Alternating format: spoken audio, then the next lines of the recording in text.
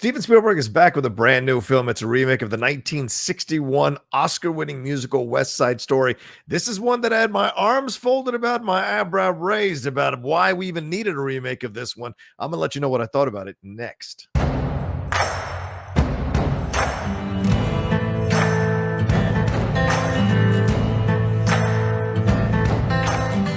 Hey everyone, it's the Outlaw John Rocha here with a review for you for West Side Story. This non-spoiler review here for West Side Story for maybe the 5 of you who've never heard of this story or seen this story or know nothing about Romeo and Juliet. This is going to be somewhat of a non-spoiler review for you of this incredible new remake from Steven Spielberg. Before I jump into it, though, I want to remind you all to please subscribe to the channel down below. Hit that subscribe button, hit that bell button so you see when we're dropping all the new content we do here on the Outlaw Nation channel. And head on over to Twitch. Follow and subscribe to me there on Twitch, the Outlaw Nation, all one word, for the play-alongs, watch-alongs, and also the John and Wendy show that we do on Fridays as well on Twitch, and more content coming to Twitch as well. And later on, I'll let you know how you can be part of the Patreon, have a more of an interactive part of the Outlaw Nation for sure. All right, let's get into this review here for West Side Story. As I said in my intro earlier here, I mean, when I heard this announcement, I was not the biggest fan of this announcement. I was like, why do we need to have a white director telling the story? Let's do it from a Latino. Let's get a Latino director. Let's get some Latino screenwriters. Let's get some people involved in this who are maybe going to tell this story from the Latino point of view.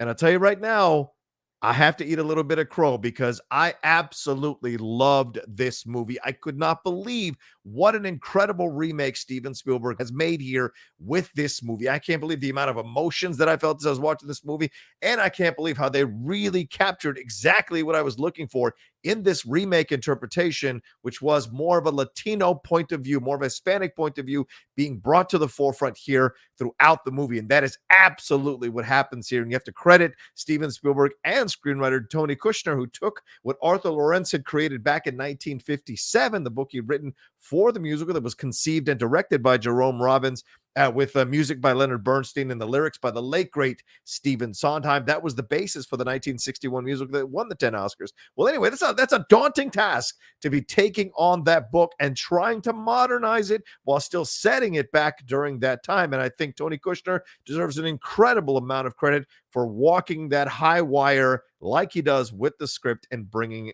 all of that to the forefront. So, all right, before I get too deep into things that I liked and didn't like about the movie, let's talk about the approaches here that Steven Spielberg and Tony Kushner, Janusz Kaminski, the cinematographer of the film, have in their approach to the look and the feel of the movie. You know, in the 1961 musical, it starts out with that minutes-long overture and the whistle, and we have that little bit of animation, and then boom, right into the live-action shot, God's eye view of Manhattan, and we go all the way down to Riff snapping in that playground. Well, this starts out with, you do hear the whistle, but boom, we are brought right into the rubble of slums that are being torn down to make way for the construction of the Lincoln Center. It is 1957. It is Hell's Kitchen in New York, and we hear that people of color people of lower economic status are being pushed out to make way for Lincoln Center. For those of you who know that Chavez Ravine and Dodger Stadium story, I think you'll sense a connection to what's being presented here in this movie as well. And it's a comment on gentrification, and it's not the only comment that this movie is going to make. Right off the bat, we're presented with a Jets gang that's a little more menacing, a little more violent, a little more threatening.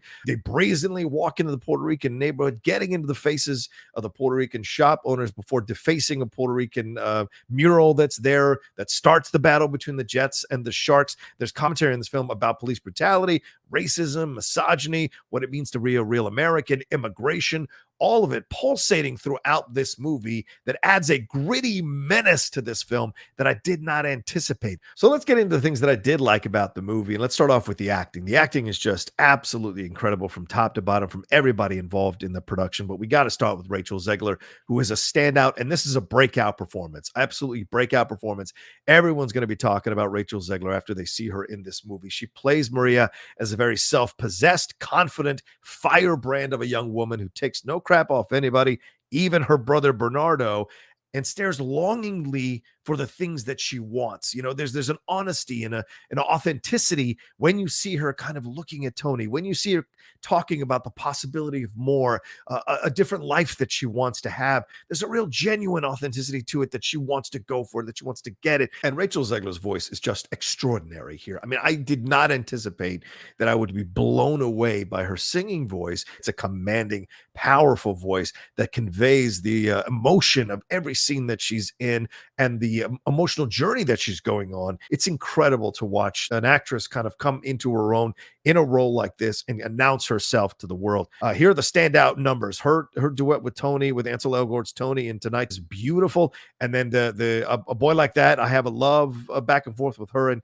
Ariana DeBose's Anita is extraordinary. So just let me tell you, just go in expecting to be wowed by Rachel Zegler, because you will be. I mentioned Ariana DeBose. She's another incredible standout in this film as Anita, the role that Rita Moreno, who is in this movie, originally played in the 1961 musical. She's just an explosion of Latina hotness. She brings such a calmness, but a boldness and a strength to what she does here. A world, kind of, how can I say this? She's streetwise for sure. She understands the world she's living in and what she needs to do to survive in the world that she's living in, but she's also very much in command of her world and of her relationship with Bernardo, for sure. She's maybe the strongest of all the characters because of the journey she goes on, and Ariana DeBose does a fantastic job with her voice, with her dancing, with her dramatic performances throughout, and when she goes toe-to-toe with Rita Moreno later on in the movie, it is something incredible to watch. I also got to give love to Mike Faist as Riff. He is fantastic as Riff. Listen, I saw the picture of him and I was like, I don't know if he's Riff necessarily. He's skinny, kind of, wait for it. I don't know. And then you watch him in the movie and he brings this maniacal DGAF attitude that makes it easy to understand why he is the leader of the Jets. He's a relentless junkyard dog who seamlessly switches tactics when he's trying to get something from someone, and he will not be denied. And a fateful approach to the world. I mean, he anticipates he's going to die young, so he is going to live every damn moment as fully as he can and get what he can from this world, because he wasn't given much in this world. And it's great to see that through the performance that Mike Faist is giving to the character. Riff David Alvarez as Bernardo is fantastic as well. They've turned Bernardo into a boxer here in this movie, and his dynamic with Maria is completely different. Where George Chakiris's Bernardo was very much, the in command of that relationship, this is a Bernardo that's a bit less in command of the relationship, for sure. Ansel Elgort's Tony, I'll say this. I like his singing. I think he brings a lot of surprising emotion and nuance to his singing that I did not anticipate. And he performs his duet with Rita Moreno, who is playing the character of Valentina, who is the widow of Doc. In the 1961 original, Doc is a dude who owns that corner store. Well, she is the widow of Doc now, being brought into this remake of her star-making film that she made in 1961, or star-making film that she made in 1961 here. And what can you say? Her being in this works so well. She's got an effervescence that you like to see from Rita Moreno, which you always see in anything she does. And it's great to watch her in this. But she has a melancholy, and especially when she sings her reprise of Tonight, there's almost a tragic sadness to it, because I imagine it echoes some of the sadness older generations feel when they see the young generations fighting with each other in the streets, getting into each other's faces, because having lived a long life, they see what that anger does to a person inside and out, and the tragedy that it leads to in their lives. And you see Rita Moreno's Valentina carrying that throughout the movie. Another thing I liked about this movie is the direction. Steven Spielberg does a phenomenal job directing this movie. I mean, I did not anticipate the kind of hunger and grittiness that he was going to bring to this film. I mean, this feels like something he would have directed in the 1970s. It's got that kind of young anger to it, and I appreciate it, young desire. There's a little bit of a J.J. Abrams influence too with some of the shots. There are lens flares going on behind in some of these shots. There are some interesting close-ups. It's got kind of a slight grayish blue hue throughout the movie that I think just works so well. Spielberg does an incredible job updating this and approaching it in new ways, but making it work organically within the world that he has set up here. And he deserves all kinds of credit. He definitely deserves to be nominated for Best Director for this film, for sure. Another thing I really love, and I got to give love here, mad love to Justin Peck. He is the choreographer for this film. I'm telling you right now, We saw some amazing choreography in the 1961 original. Well, obviously from Jerome Robbins. You bow down at Jerome Robbins and his choreography, but Justin Peck does a phenomenal job here with his choreography in the Numbers for America, the school dance sequence, which by the way, real quick, the whole school dance scene is my favorite scene in the movie. My favorite scene in the movie. They lead all the way to a black frame, and it is just so well done, so well staged. The emotions, the build throughout. The Tonight Quintet, Officer Krupke, and When You're a Jet are all brought to glorious life in new, exciting, and thrilling ways by Justin Peck's choreography. The standout is America. My God, what he's able to do with America as he's staging it throughout the streets of Hell's Kitchen there is astounding, just absolutely astounding. And the costume designs by Paul Tazewell really get highlighted in that sequence as well. So let's get into things that I didn't like about the movie. One of the things that I didn't like about the movie is the same thing I didn't like about the original play from 1957 and the musical itself from 1961.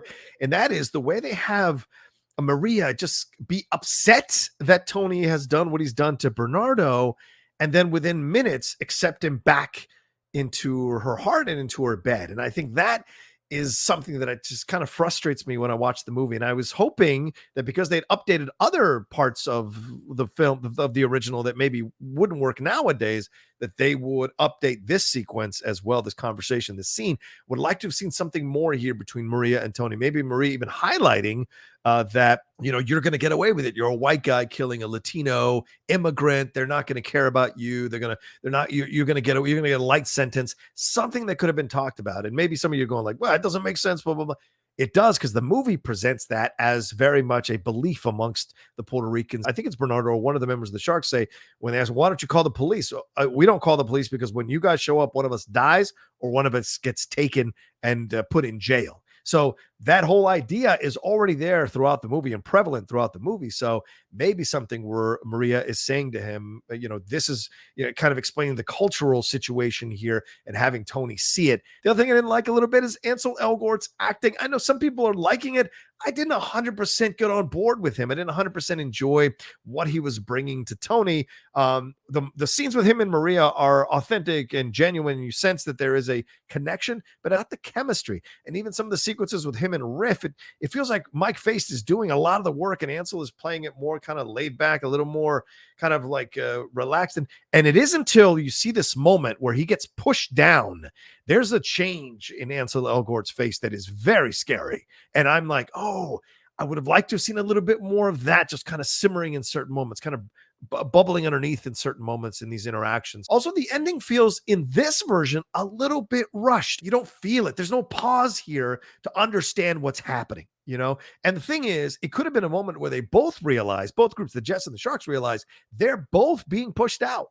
They're both having their homes taken away from them. They're both being essentially wiped out so that this glorious new Lincoln Center can be there, and all these rich white donors and all these rich white owners of this new gentrification can make money, more money to line their pockets at the expense of both the people of color and the white people of lower economic status.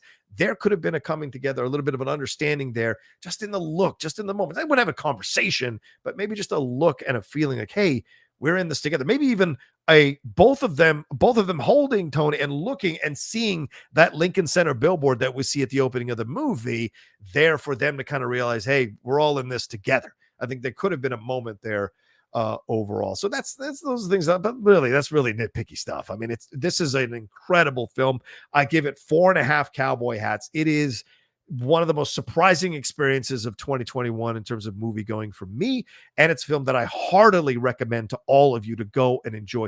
You will fall back in love with the songs. You will remember what an incredible director Steven Spielberg is, what a phenomenal cinematographer Janusz Kaminski is. You'll be looking at the choreography here from Justin Peck and falling in love with the new movements and dances and all of the stuff that he puts in here to convey the emotion and the passion and the feeling of everybody involved in all the stuff that he's choreographed. It's all there for you to enjoy. Plus, you're going to enjoy these phenomenal actors, and especially Rachel Zegler and Ariana DeBose, who are the two actors that you really are. You will come out of this film being just absolutely blown away by and looking forward to seeing what more you're going to get from them as they go along in their careers for sure. Well, if you get a chance to watch this movie, let me know what you thought about it in the comments section below. Let me know what you thought about this review in the comments section below as well. Would appreciate it. Please remember, hit a like on this video and share it on your social media. When you share it on your social media, you're telling your friends and family, hey, the Outlaw Nation is a cool place to come and hang out